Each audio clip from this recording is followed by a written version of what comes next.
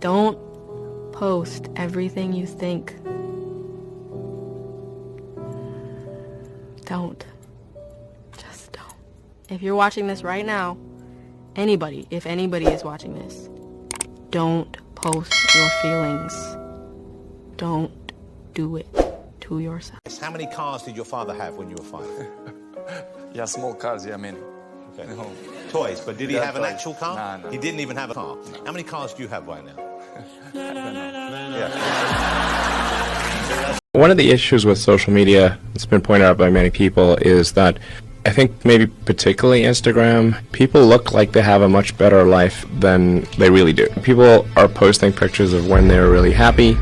They're modifying those pictures to be better looking. Even if they're not modifying the pictures, they're at least selecting the pictures for the best lighting, the best angle. So people basically seem they're way better looking than they basically really are, and they're way happier seeming than they really are. The biggest thing I'd say is today, maybe not tomorrow, and maybe not the next month, but only one thing is true. I will be champion one day. I promise. I promise.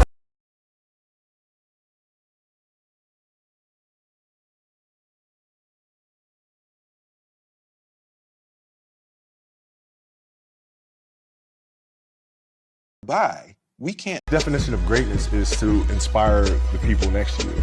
I think that's what greatness is or should be. It's not something that lives and dies with one person.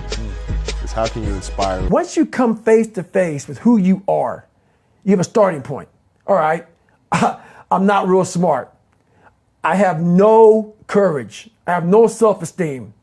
I have no nothing. Nothing. That's my starting point. Now we can move from there. But if I tell myself I'm strong, I have courage, I'm smart, and all these are lies, you continuously push that starting point backwards. Your life is a book. You got a bunch of chapters in your book, but when they close that book, how good was the book? How good was your book? What was the ending to your book? If the ending to my book can be so amazing because of all that was done, not the money, all that was accomplished. If you want me to be the bad guy, I'll be the bad guy. If you want me to be the good guy, I'll be the good guy. But I have no problem being both. Sometimes it's better to be the bad guy, because then you know really what the person think about you. Because when they say they like you, you don't know if they like you. But when they say they hate you, then you know they really hate you. But I make haters become my fan. That's my problem. So I need more haters. Do I look unhealthy? Take a look at this physique. I'm in phenomenal shape, in body and mind. To me, what's unhealthy is living an unhealthy life. To me, what's unhealthy is getting up and going through the same day, every day of your life, 9 to 5, in an office or in a... You know, that's unhealthy.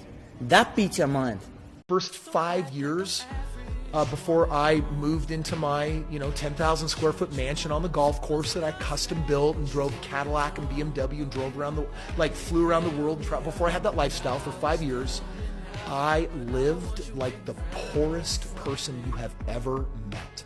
You need something to be excited about when you wake up in the morning, and something that you're doing that has a purpose. And if you do something that you love and you have this amazing energy behind it, it's like it makes life so much better.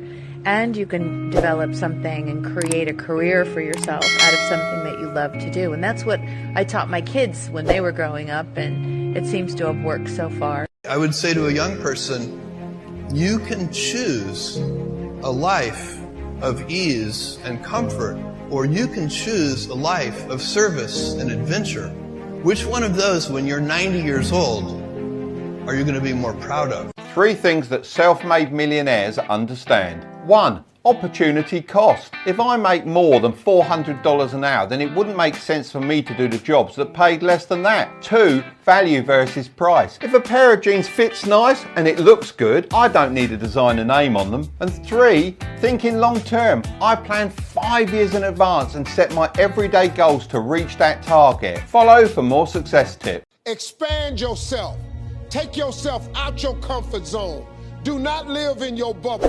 Put some more air in your bubble. If you stay in your comfort zone, that's where you will fail. You will fail in your comfort zone. Success is not a comfortable procedure.